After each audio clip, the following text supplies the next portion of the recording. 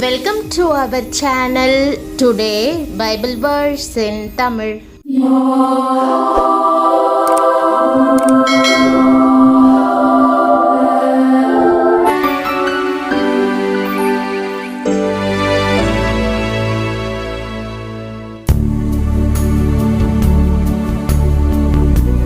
இன்றைய வசனம் யோவான் 1:51.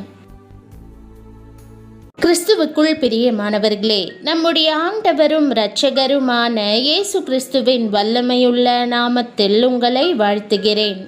வானம் திறந்திருக்கிறதையும் தேவதூதர்கள் மனுஷகுமாரனிடத்திலிருந்து ஏறுகிறதையும் இறங்குகிறதையும் நீங்கள் இது முதல் காண்பீர்கள் என்ற வாக்குதத்த வசனத்தை இன்று நாம் தியானிப்போம். நம்முடைய குடும்பம் பெரியது. பரலோக ராஜாதி ராஜா நம்முடைய தகப்பனாய் இருக்கிறார். நமது குடும்பத்தில் பூலோகத்தில் உள்ள பரிசுத்தவான்களும் உண்டு. பரலோகத்தில் உள்ள தேவதூதர்கள், கேருபீன்கள், சேராபீன்கள் ஆகியோரும் உண்டு. எந்த ஒரு மனிதனும் சிலுவையண்டை வந்து தன் பாவங்களை அறிக்கையிட்டு கர்த்தரை தன் தெய்வமாக ஏற்றுக்கொள்ளும் போது அவன் மகிமை நிறைந்த பரலோக குடும்பத்தை வந்து சேருகிறான். வேதம் சொல்லுகிறது, நீங்களோ சீயோன் மலையினிடத்திற்கும் ஜீவனுள்ள தேவனுடைய நகரமாகிய பரம எருசலேமினிடத்திற்கும் 1000 தேவ தூதர்களினிடத்திற்கும் பரலோகத்தில் பேரெழுதியிருக்கிற முதற் பேரானவர்களின் சர்வ சங்கமாகிய சபையினிடத்திற்கும் யாவருக்கும் நியாயாதிபதியாகிய தேவனிடத்திற்கும் பூரணராக்கப்பட்ட நீதிமான்களுடைய ஆவிகளினிடத்திற்கும் புது உடன்படிக்கையின் மத்தியஸ்தராகிய இயேசுவினிடத்திற்கும் ஆபேலினுடைய இரத்தம் பேசினதை பார்க்கிலும் நன்மையானவைகளை பேசுகிற இரத்தமாகிய தெளிக்கப்படும் இரத்தத்தினிடத்திற்கும் வந்து சேர்ந்தீர்கள்.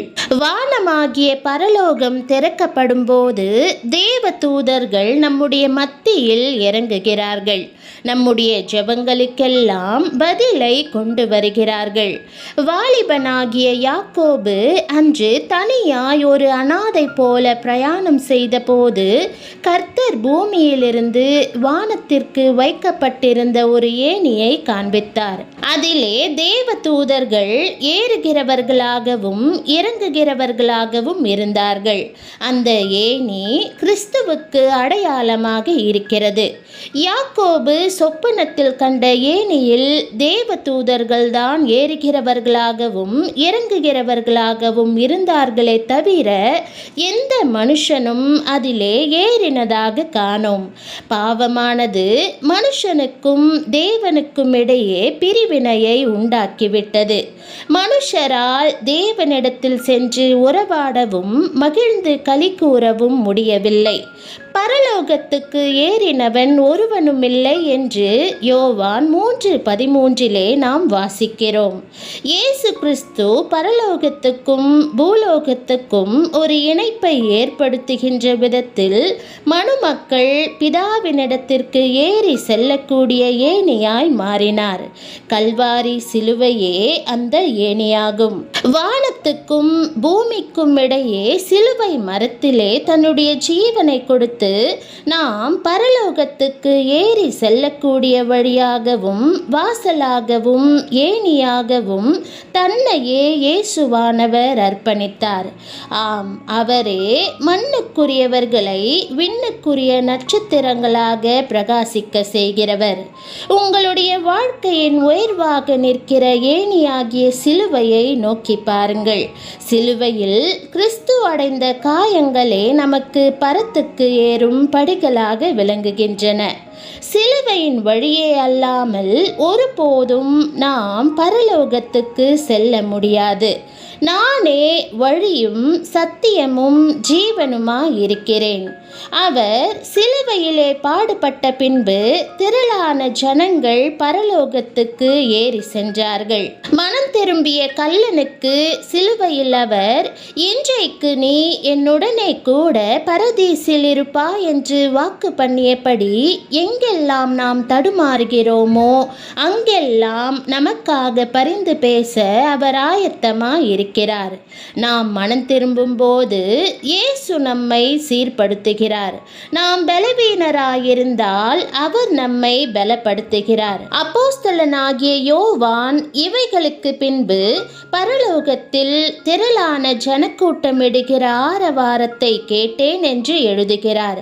ஆம், எப்பொழுது இயேசுவானவர் சிலுவையிலே தன் ஜீவனை கொடுத்தாரோ அப்பொழுதுதான் கல்வாரி தியாகத்தையும் கிறிஸ்து சிந்தின இரத்தத்தையும் பயன்படுத்தி கொண்டு பாவ மன்னிப்பையும் இரட்சிப்பையும் பெற்று பெருங்கூட்டமாய் மக்கள் பரலோகத்தில் பிரவேசிக்க ஆரம்பித்து விட்டார்கள். மடை திறந்த வெள்ளம் போல பரலோகத்தை நிரப்பிவிட்டார்கள்.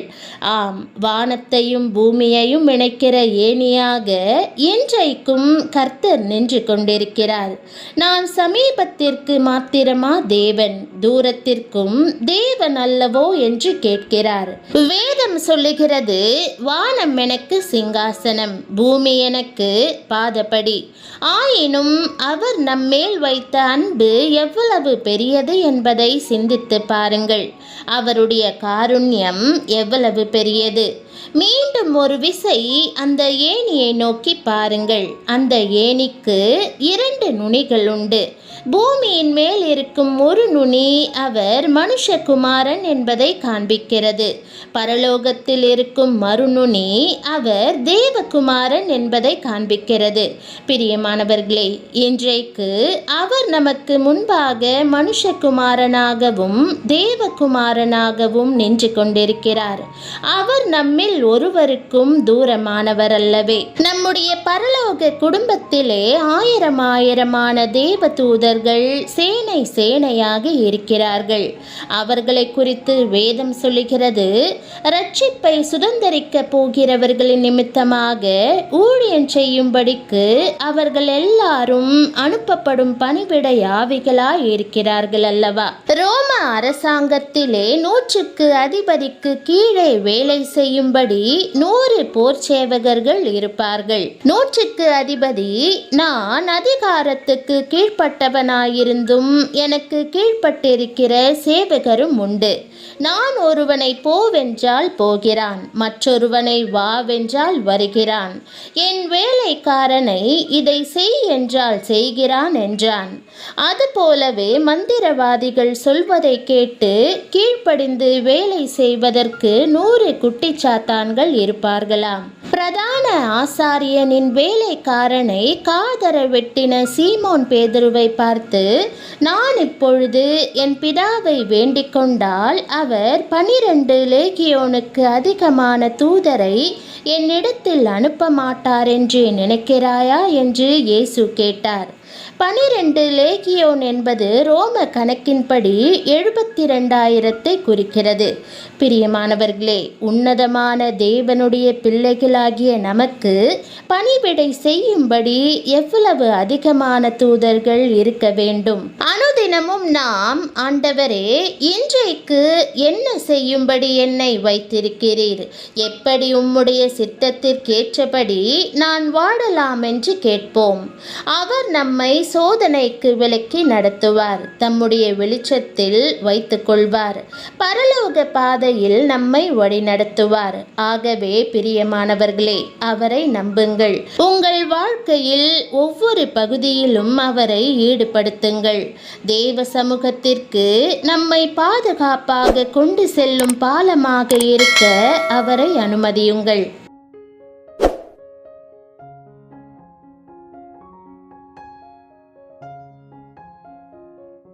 ஜெபம். அன்பின் ஆண்டவரே, பரலோகத்திற்கும் பூமிக்கும் இடையே பாலமாக இருக்கிறபடியால் உம்மை ஸ்தோத்தரிக்கிறேன். ரட்சிப்பை எனக்கு தந்து எனக்காக பரிந்து பேசி நித்திய ஜீவனுக்கான பாதையில் என்னை வழிநடத்துவதற்காக உமக்கு நன்றி. ஆண்டவரே, நான் தவறும்போது, பலவீனமாக உணரும்போது என்னை பலப்படுத்தும். தினமும் உம்மை நம்புவதற்கு, உம்முடைய சித்தத்தை நாடுவதற்கு, உம்முடைய பாதையில் நடப்பதற்கு உதவும். உம்முடைய அன்பு என் வாழ்வில் விளங்கட்டும். பரலோகம் மூலமாகவே எனக்கு தெரிந்திருக்கிறது என்பதை நான் எப்போதும் நினைவில் வைத்திருக்க உதவும். என்னுடைய அருமையான இரட்சகரும் எனக்காக பரிந்து பேசுகிறவரும் பாலமுமான உம்மை முழுமையாக விசுவாசிக்கிறேன். இயேசுவின் நாமத்தில் ஜெபிக்கிறேன் நல்ல பிதாவே, ஆமேன். தேவனுடைய நாமம் மகிமைப்படுவதாக. ஆமேன்.